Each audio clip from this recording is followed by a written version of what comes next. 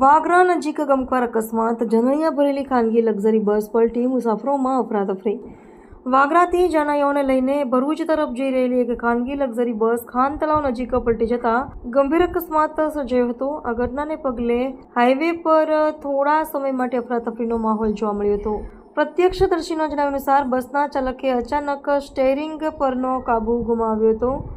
કાબુ છૂટી જતા બસ રોડની સાઈડમાં ઉતરી ગઈ હતી અને 2 થી 3 વાર પલટી મારી હતી। લગ્નનો માહોલ લઈને જઈ રહેલા મુસાફરો બસ પલટી જતા ગભરાઈ ગયા હતા અને આસપાસ ચીસાચીસ મચી ગઈ હતી। અકસ્માતની જાણ થતાં જ વાગરા પોલીસની ટીમ તાત્કાલિક ઘટના સ્થળે દોડી આવી હતી। વળી નજીકના સ્થાનિક લોકો પણ મદદ માટે તુરંત પહોંચી ગયા હતા।